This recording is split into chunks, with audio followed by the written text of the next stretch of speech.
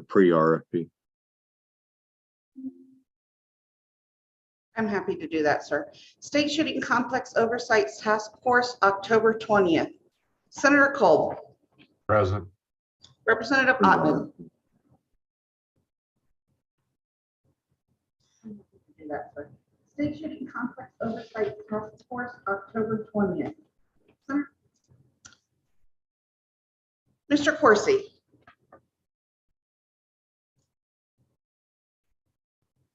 Mr. Davidson.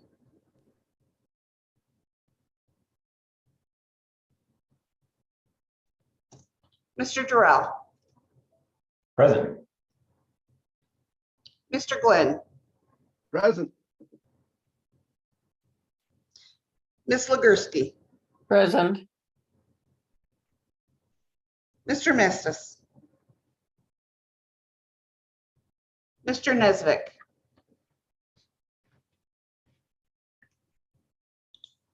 Mr. Schoon is excused, I believe. Yes. Co-Chairman Hicks. Co-Chairman Washut. Present. You have a quorum. Thank you. I see Mr. Corsi and Representative Ottman have joined the list here. Yes, sir. Yes, sir.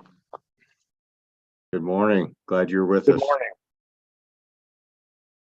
All right. Well, let's start with I think everybody has a copy of the pre-RFP that was sent out, and let's just go through the paragraph by paragraph, see if anybody has any recommendations for language changes or improvements or additions to that document. So let's take it paragraph by paragraph. Karen, you want to start with the first? Good morning, Mr. Chairman. This is Josh at LSO. I think Karen will be trying to share the document here so everyone can have it on the screen. And then we can just kind of walk through it. Just gathered, what was discussed at our last meeting and tried to put it all in one place, and by the 5 categories as we'll go through here. A couple things at the beginning as we're pulling this up, you'll see, one of our questions was, the date there, that kind of that second line is submissions will be accepted beginning on date and ending on date. So as we go through this, we can start nailing down what that will be. That would be great. And then that next sentence there is submissions should be sent to email address according with this outline. And I think Karen's having some audio issues right now. 1 second.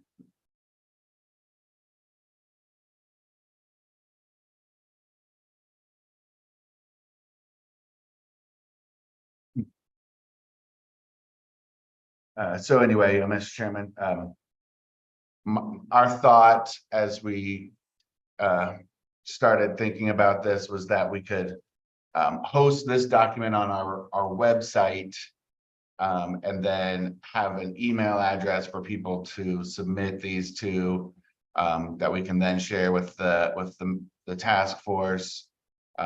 Just figured that would be a better approach than the survey we did last time. The survey didn't seem like it would quite work for this type of thing, so it would allow people to send this document along with any attachments or anything like that. So you'll see here, Mr. Chairman, the next paragraph says the task force intends to use any pre-proposals submitted prior to the date determined as both an expression of interest to being selected as the site for the Wyoming shooting complex and to gather information on different potential sites around the state. No proposal that is submitted under this pre-proposal process will be excluded from further consideration by the task force. We did have a question here, and Mr. Schoon, I don't know if you saw, I sent an email this morning with some of his questions, and he also had brought up the same point, is whether we want to exclude people that don't participate at this stage. And that's something we can determine as we talked about that this morning, but just wanted to highlight that here. So then it goes on, Mr. Chairman, pre-proposal submission shall include information in 5 categories as noted below. If the pre-proposal is considering more than one location as potential alternatives within the area, please include the information below for each of the alternative locations. So then the first of the categories is land. And I had, from our meeting last time, kind of 6 different subtopics under land. Number 1, the acreage of the proposed site or sites for the complex. The task force has suggested a minimum amount of 800 acres and a preference for sites consisting of 2,500 acres or more. 2, the ownership of the proposed site. And then I added a sentence there that if any portion of the proposed site is owned by the federal government, a description of the likelihood that any transfer or approval of use of the site for the complex would be approved within a time frame that would allow construction of the complex to begin in 2025. Number 3, a description of the topography and vegetation of the site. Number 4, description of buffer zones surrounding the proposed complex. Number 5, zoning issues or other regulations that may impact the construction of the complex. And that should probably say impact or operation of the complex, or construction or operation of the complex. And then number 6, the impact of utility corridors on the construction and operation of the complex. So I don't know if you want to stop there, Mr. Chairman, or just go through the whole thing and then come back. Yeah, I think let's stop there and we'll go back up and start with the date discussion. And then figure out whose email address we want to plug in, and then discuss whether or not if you don't submit a pre-proposal, can you jump into the process at a later date? So I see co-chairman has joined us. Mr. Co-chairman, any comments this morning? No, it just was trouble logging in. It didn't want to put me in as a panelist, so I had to do it several times. So, you know how it is navigating the technology. Yeah, glad you're here. So So, what about the date? And then co-chairman, I had sent out a bunch of comments earlier this week. My question is to Josh and Karen, did that or did not that go through? Did you guys get those? I did not, Mr. Chairman, I did not see your comments. I apologize. Yeah, and I'm looking now, and for some reason I didn't see that it didn't attach to the email. So I'm trying to find that document that I can send, and we can possibly post that. If not, when we just go through these sections line by line, I think we can talk about adding those. So Yeah, I think that works, Senator. I did not get the attachment either, so yeah, I think we'll just talk about it as we go. okay. So what about the date, folks? Anybody got a preference on when we want to open this and when we want to close it?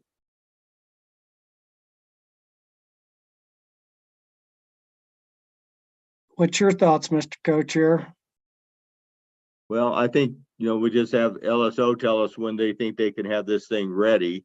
My guess is mid-November at the latest, be able to put this thing up on the website and send the emails out to folks that we already know are interested and then on the closing date, my thought was maybe March 1st. Then if we did want to have a discussion of this during the session, we might be able to do that. Just my thoughts. Yeah, I think that's kind of what I was thinking too, is just to open this up. I think we need to go through it with the task force today, make any additions, changes, corrections that we want. Give LSO some time. We have the meeting in Cody there in mid-November. I don't know if we want to wait to finalize it at that point in time and then get it on the website. And then, like I said, I think leaving it till the 1st of March. And then probably having a meeting sometime after the deadline, within a week of the deadline to start reviewing these. My preference would be that we finalize this thing today and get it out, and then we can spend the meeting on the 17th talking about other things. yeah, I think the big thing on the 17th is going to start to put the matrix to start to finish anything else that we want in the final applications, but also start to develop that ranking criteria. November. Josh, Karen, November 13th, is that a doable date for you on your end to get this posted? Yeah, I think that should be fine, Mr. Chairman. Yeah, I don't see any issues with that on our side. And I think as far as the email address goes, if that's the approach you want to take, I think we could have our IT folks, come up with some generic email address that everyone could send these to, that would go to me and Karen, and we could forward out to you guys as these come in. Okay, unless there's some objection from the committee, let's shoot for November 13th for posting an announcement of the pre-proposal and a final due date for the pre-proposals being March 1st. Committee, any comments on that? Any objection? All right, let's move into the land category. Anybody have suggestions for revisions to the land category? I do, Mr. Chairman. This is Judy Legursky. Please go ahead. I think we need to add a number 7 that has to do with orientation or the lay of the land. I mean, what we're basically looking for is land that has a hill or a backstop on hopefully the south end of the property, and secondarily the north end, because we do not want to be shooting directly into the sun at any point. So what we're looking for is a north-south orientation, but most specifically a southern orientation. So, Mr. Co-Chair, my thought was to kind of add on to that and here's the difficulty that we're going to have is it's one thing to describe a parcel which would include that orientation. I also thought maybe one of my comments was they should submit 7.5 minute USGS quad map so you can look at topography, orientation, vegetation. I'll have some of that on there. The trouble with that is you've actually identified the parcel of land now, or parcels. It could be multiple parcels from one potential applicant. In other words, they may have 1 or 2 different sites that they're looking at. But then it becomes a little problematic if you're going into if you're in a position where you're actually going to do some transactions, in other words, acquire property, or it's some state property that's got existing uses on there. It would be nice to have a proposed map site, actual map, topographical map of this, so we can look at that. It's just the problem of identifying an actual parcel in a pre-proposal. What's your thoughts? Josh? Yeah, Mr. Co-Chairman, if I might add, just on the process, this is a pre-proposal, right? So is it possible for us to maybe make that in the proposal itself so that it doesn't necessarily identify that? I think that's right, Josh. I just want to capture that, that any final proposal, they have to supply a topographical map, and it gets to Judy's issue, and it's more than a berm. We'd certainly like to see, very complex, some very steep topography, and I think that's great, Josh. Is that comes with the final. But to that, Mr. Chairman, this is Cade. Cade? I still think we can ask the orientation. Just put it, without getting too specific, what's the orientation, of the property you're proposing. That way, the communities are also thinking that way as they're selecting sites to propose in the primary phase. Yeah. Why don't we ask for the location if they're able to disclose it?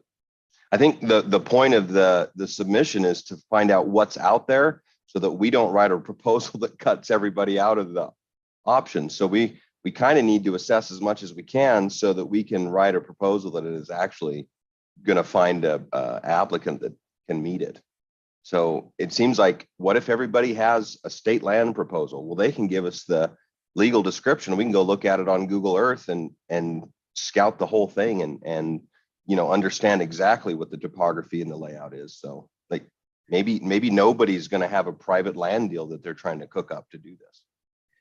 Yeah, even the state land deal, having been involved right now, actively involved in one that's looking at an exchange, can get people pretty darn excited if all of a sudden you have the grazing lease out there and you think people are going to be running around with semi-automatic weapons. And so I think there again, that's kind of the final proposal to identify those state parcels, because there's got to be some pre-work by the applicants to navigate some of that stuff there. And I'm just telling you, if you're grazing permittee and all of a sudden you think they're going to, guys with 50 BMGs are going to be out there shooting at a mile at their cows, it'll get them pretty wound up. Dave, do you have a comment? Thank you, Mr. Co-Chairman. I guess I'm looking at this it seems like we are asking them, what do you have? We haven't even said what we want yet. It seems like that is the meeting in November. We're kind of filtering it. We need, 800, 2,500 acres, but we haven't talked really about topography. We've talked about it, but we haven't said in this, we want topography. We just say, what topography do you have? So I see it as a funnel. I'm okay with this, with the sense that even with the north-south shooting, they're not developing this range. We're going to have a pro develop the range. He may look at it and go, this isn't appropriate. So I'm okay with sitting at where it's at right now, because right now we're just trying to find out what people have. And then we're going to help them narrow that down. And my guess is that people that can tell us the location they're looking at are probably going to offer that, whether we ask them to or not. If they've got a specific site in mind, I think they're probably going to tell us about it. If they know that they're in purchasing negotiations, they won't tell us where that is precisely, and they'll just kind of generally describe it to us. Anyone else have comments on the land? Mr. Chairman, if I may, I think if anyone's down near Phoenix, north of Phoenix, the Ben Avery range is an ideal range to drive through and look at. It's probably 30 minutes north of Phoenix, and its orientation is ideal, and a lot of it comes from natural topography. And should we be so fortunate, that would be what we'd like. Yeah, I think back to Judy's thing on the number 3, I think we can say description of the topography and vegetation of the site. And just a note there. So a next sentence that say potential orientation for at least what we would say traditional ranges is important. I mean, it's just an asterisk to say, keep that in mind when you're out there trying to select a site. I would hope we don't get so obtuse that no one knows what we mean. Well, if they're submitting an application for a state shooting range and they don't understand that orientation is right, then they probably haven't been talking to anybody that's ever been on a shooting range. It'd be my guess, Judy. Yes, sir.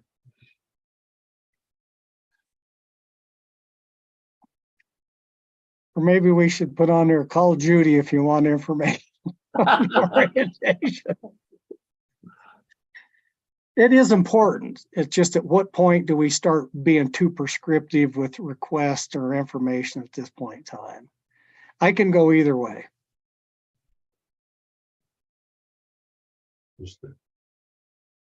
Chairman Washit, you're muted. Yeah, as per the conversation we're now having, I think we have to keep in mind that we're trying to get a higher altitude view of the submission and help the applicants see what our expectations are from a very broad way. And if we get too prescriptive, it's not the time. So I think we should just keep it basically this outline looks fairly comprehensive to me, and not being too prescriptive at this point. Let the applicants think about what they want to submit. I think at this point, it's supposed to be a gathering point from a very broad range into a funnel. And that's what I thought our intentions were. I agree with that. I think we just want to keep moving. We got 5 minutes left before our 9:30 agenda comes to an end. So we're going to need to keep moving along here. If somebody feels really strongly that we want a line in there on orientation, I think we can do that, but I agree that we should keep this pretty general. So let's move on under the access thing, Co-Chairman, where it says distance of the proposed location to the nearest highway. I think, and all of these where we talk about distance, I think we need to say distance and travel time of the proposed location to the nearest highway. We all know variable speed limits, county roads, all that stuff. So that would just be a single. So every one of those that says, say distance. So distance, on number 1, number 3, distance to nearest regional airport, distance and travel time. Number 4, distance to nearest in-state, distance and travel time. Just because it's 30 miles doesn't mean it's going to be 30 minutes. What's your thoughts? You're muted.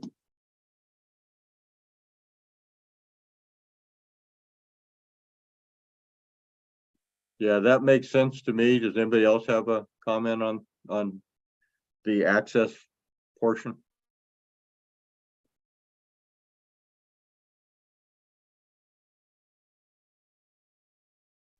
Seeing none, let's keep moving.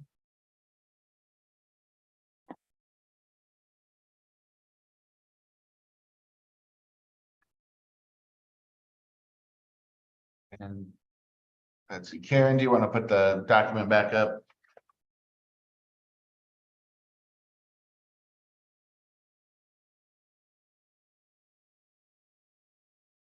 Yeah, so we just went quickly through access, and I'm happy to make those changes. Next up, utilities, water, sewer, proximity to the site, description of the capacity, ability to expand, electricity, proximity to the site, and type of service available. 3, high-speed internet access, proximity to the site, type of service available. Number 4, natural gas or propane service availability. And then number 5, this was the idea of personnel support availability at the site, including potential availability of city or county staff, volunteers, and others to assist in staffing the shooting complex, especially during matches. Anyone have comments on utilities?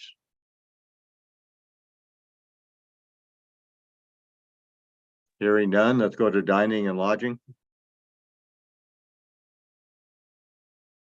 Dining and lodging, number 1 was the number of restaurants in the area around the site, description of the size of the area where those restaurants are located. So again, basically, what's the size of the area that they're counting restaurants in, availability of other dining options such as food trucks.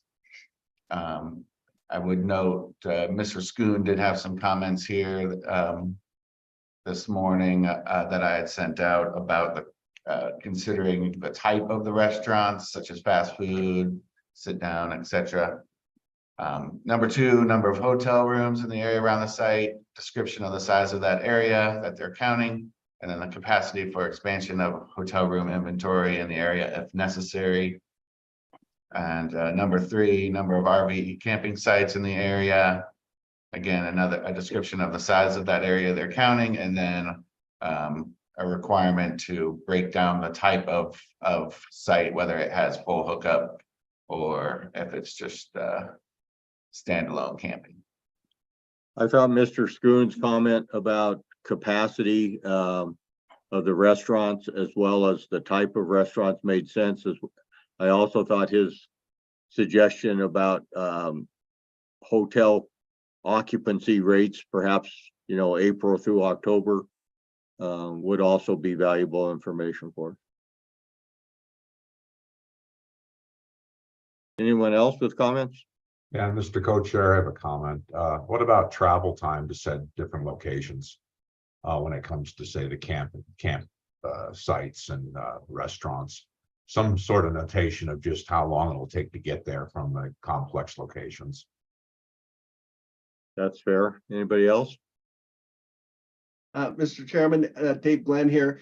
I read this a little differently. We may want to clarify on number 3, and actually all these, a description of the size of the area where the RV camping sites are located. I read that as how big is the campground?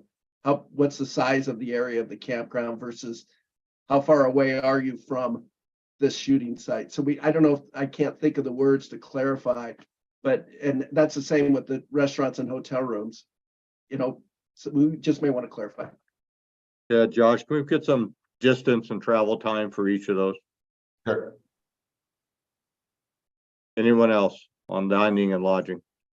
Yeah, Art, and then again, I think this is back to just the pre-proposal as far as how many booths or seats or what's the size of the restaurant. I think we're just at this point in time, just getting this on their radar screen. This is going to be something that's going to be evaluated and ranked. I don't know that we need that level of detail, how many people can be seated at each restaurant at this point in time. That will be part of the final, when we get down to start doing the final analysis. That's fair enough. Anybody else?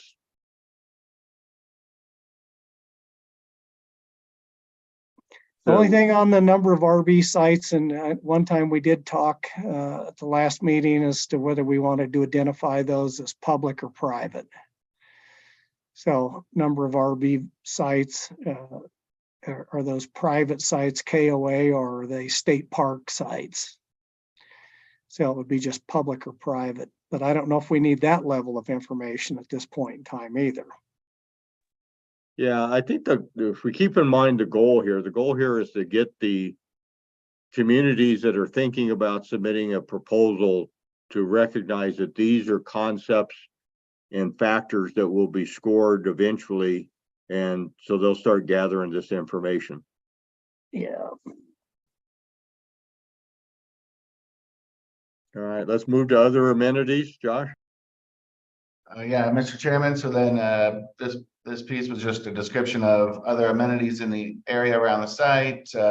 Task force is interested in any amenities or activities, the area that may bring people to the area or keep people in the area before, during, or after a visit to the shooting complex. This description should also include amenities and activities for family members traveling with competitors visiting the complex. The description should include the distance, and I guess I'll change that a little, distance and travel time to the amenities being described. And then number 2, the pre-proposal may include any additional information or proposals for task force consideration, kind of a catch-all for anything else that the proposer might want to include. Anyone with comments on other amenities? So, Mr. Chairman, the only thing that I thought of that we had quite a bit of discussion in, and it's just to get the applicants starting to think, is if we wanted to put in another item here that would say proposed owner and operatorship of the facility. And we've talked, is it going to be a joint powers board? Is it going to be owned by the state, operated by a local government? Is it going to be a state facility that's then leased out under contract to a private entity? There's at least a dozen different potential alternatives. And I guess if we added something in there, and I would just solicit and say, do you have to contemplate or on what your proposal will be as to how you view this facility? Is it going to be a local entity, local government owned, county owned facility? And the state only provides major maintenance. But I think we need to get potential applicants thinking about what they're going to put into a final proposal. What's your thoughts?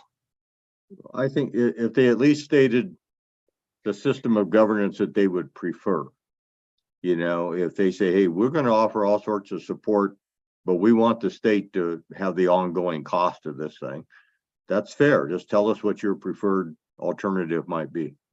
Well, and I think we need to get people thinking about that. So there may be a range of things, you know, but I think it's important in this pre-proposal that we put that out there and then get some feedback from the applicants. Anyone else on that concept, Senator Cole?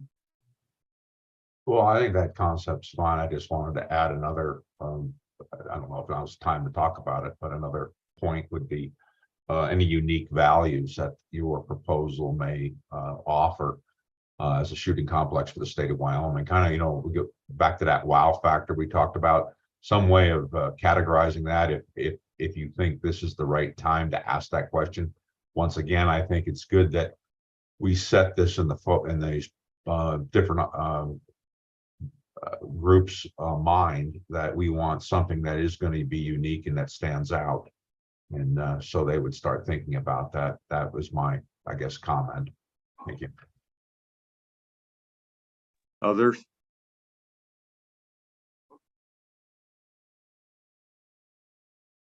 Okay, so hearing no objections. Excuse me, sir, I believe Representative Ottman and I have some questions. Okay, Josh, go ahead. Mr. Co-Chair, if you don't mind, it's okay if Representative Ottman goes first, because my comment is actually on a section that's not yet there. So, Representative Ottman. Thank you, Mr. Co-Chairman. I was just wondering, because I know this is going to be a question at this point, do you see that in order to have this pre-proposal, that the applicants will need to have some sort of architect doing things, or what kind of drawings, or yeah, we're not there. It's all going to be written out or diagrammed. I'm just clarification, please. Right. I don't think we're there yet. I think this is a pretty general overview. We're a ways away from asking anybody for drawings. And, you know, in terms of the design of the facility, we're going to have that done. We're not going to ask the community to give us drawings of their facility, because the actual design of this facility will be up to us. And we'll probably hire professional folks to do that. So it's not up to them. Okay, so hearing no objection. Mr. Yeah, Chairman, Josh? I apologize for interrupting.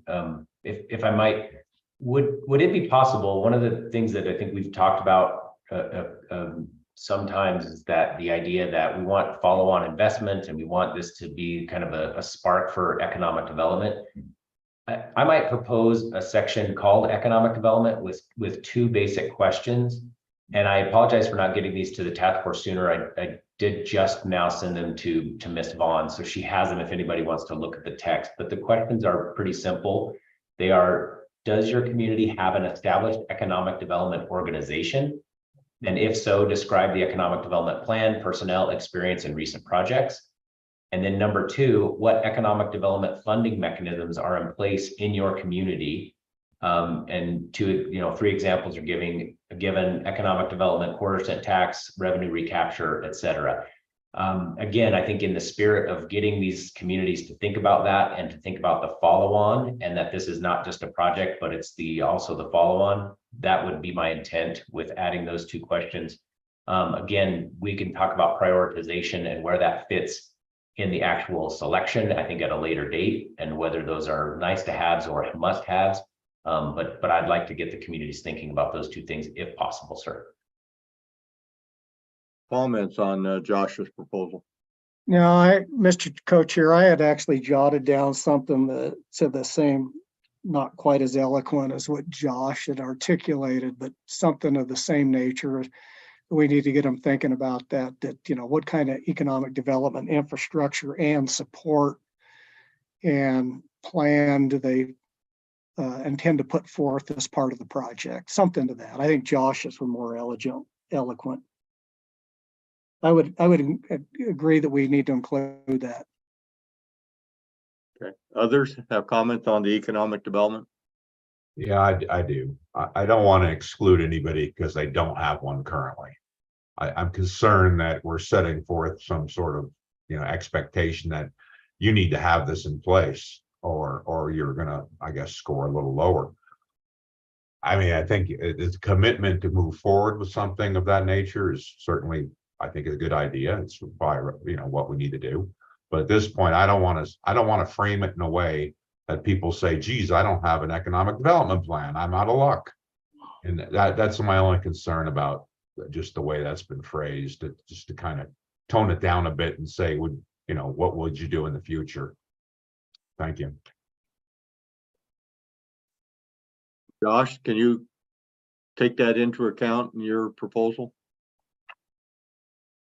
Yes, sir. I think actually what Senator Kolb is saying is maybe appropriate for nearly all of these sections. Obviously, there are some that are more difficult to wiggle on than others, but I think he's right in that maybe there's a general statement about, a plan to address the issues in this RFI could suffice, but obviously that, obviously a plan to address the number of restaurants that are there is going to be difficult too. So I think that what we want to talk about is maybe the potential of those. And I think Senator Kolb was right. We don't want to necessarily exclude or have people not go down this path. But I do think it's worth noting that these are important elements to the success, the long-term success of a project like this. And that's really what we're after. So I guess that would be, I can accept some level of wiggle on that. And I think that that's appropriate at this stage. Perhaps Josh, you and Senator Kolb and Josh Anderson could team up after we get offline and come up with some language. Be happy to. Thank you. Let's go back to that wow factor. How do we want to phrase that? Unique values, wow factor. Just maybe an open-ended question saying, the attributes of the facility, are there characteristics of this location that are particularly, I'm not sure what the right word would be. Or maybe just come right out and say, hey, we're looking for a wow factor. Is there anything about this site that would wow the committee? Mr. Chairman, I think that's the ideal way to ask the question to get the answer you're looking for. Senator, you're laughing. Well, I agree. I think straightforward and to the point is probably our best route. Josh Anderson, can you work with that? Yeah, I think so, Mr. Chairman. Yeah, so Alright. Mr. Chairman, did we agree on putting a section in there that says, just proposed governance structure? Do we have that, Josh? I do have that in my notes, Mr. Chairman, unless there's any objection, if there is a preferred ownership that's being brought by the proposal, we can include that. Yeah, I think we just put it, as a category as governance structure, and then just, consider what type of arrangement, governance, ownership of the facility that you would propose, and just leave it at that. Very good. Any additional items that we need to add to this list? Mr. Chairman, and I brought this up towards the beginning, but again, if there's any thought of the task force of, I know we say in there that if you submit something, it's not going to be excluded at this point. I think that the other question we don't know is if you don't submit something, are you excluded if we go to the next stage or not? And if that is the case, we need to make that clear somewhere that, if you're not submitting your pre-proposal, you're going to be excluded at the next stage. And so that's the one question I have, Mr. Chairman. So, Mr. Co-Chair, my thoughts is if you don't submit a pre-proposal with a letter of interest, we can't back up every time somebody decides that they want to come to the game. We're going to give them 3.5 months. So from the middle of November, December, January, February, 3.5 months. And if and this is not it's not new news to the state of Wyoming. I think most of the people that have any interest at all are aware of what's going on. I just don't want to all of a sudden get to March 15th and somebody says, oh, but we wanted to submit a proposal too, and then we have to back up. I think we've got enough inertia and movement, and there's enough information out there that 3.5 months is more than adequate time for anybody that wants to submit a pre-proposal letter of interest is adequate. That's my thoughts. Anyone else have comments about the, Mr. Chairman, I have just one thought on that, and I actually 100% agree with Co-Chair Hicks. However, we did say at the public forum last month that this would not be used to eliminate anyone. And so I would say we may be backing that up a little bit by setting a statement that if you miss this, you have been eliminated. It does go against that a little bit, but I'm okay with it. We just have to be okay with it. And Kate, I think when we talked about that, it was in context that anybody that submits a pre-proposal, this is not going to eliminate you. In other words, the pre-proposal is not going to be the final thing that selects the proposed site. The pre-proposal is just to get people thinking about how to get ready to actually submit. So I don't think that by saying, look, here's a deadline, excludes anybody. That was not my intent, at least if that was the way it was portrayed, the way you took that. Is that, yeah, is that's that what I took. yeah. So as long as you send a letter of expressed interest that you want to submit an application, I think this is just to gather up all those entities that want to compete. We're just getting them to the starting blocks here. Maybe we should position the request for information as a request for interest. It's like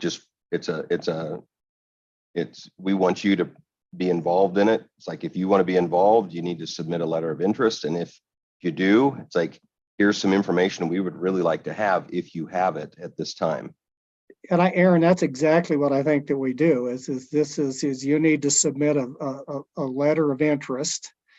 And here's the information that we would suggest that you provide at the time as part of that letter of interest. And I do think we should put on there and say, you know, if you don't make the March 1st deadline, that any proposals that come in after that won't be considered. Just be very clear about that. I think if it's positioned as a submit a letter of interest and any of this information that you have available, then I think that would be very clear that, okay, this information obviously isn't going to rule you in or out, and it's slightly optional. So let's say there's a smaller group that maybe doesn't have a lot of resources to go out and make a deal on a piece of land and kind of have all the stuff lined up to really get dialed into this. It's like, maybe we just ask them, if you don't have this available, just indicate you don't have this information yet. Yeah, and I think that's exactly right. Again, this is just this is the stuff that we're going to be looking for in the final proposal. Again, we're just going to try to get them to the starting blocks here. Mr. Chairman. Yeah, go ahead. My suggestion is maybe you and I write a cover letter to go on this, to kind of lay some of this out, and we'll just put that, and then the pre-proposal will follow. Would that be agreeable to everybody?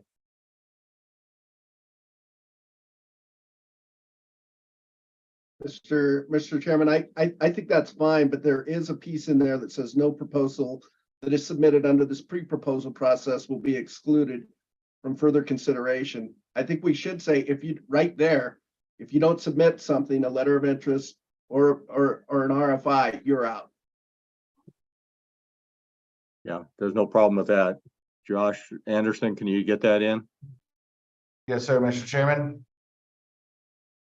All right, well, we've stretched the half-hour meeting to 50 minutes now. Is there any final comments? I want to be respectful of everybody's time. Any further comments on this pre-proposal? And Josh, are you comfortable that you have the information you need to go forward? I think so, Mr. Chairman. I'll rework a draft and I'll send it to you and your co-chairman. And then I'll also get with Mr. Dorrell and Senator Kolb on that other piece as I work on that. And get that to you in the next couple of days, and then we can get it posted. And I'll also probably send it to WAM and WCCA. Make sure it gets sent out to all their members. And we'll go from there, Mr. Chairman.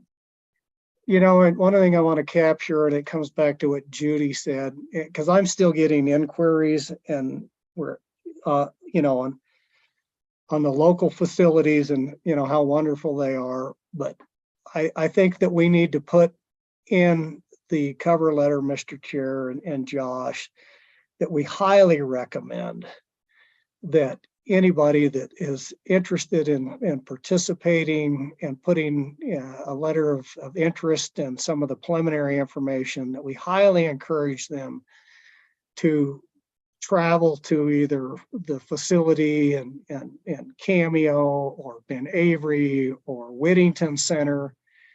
And until you've been to one of those, these local groups to a certain degree have no comprehension of what we're even talking about still. I'm not going to mention any names, but I got a call here just this weekend and talked to, and they still think that this is your local gun range, folks.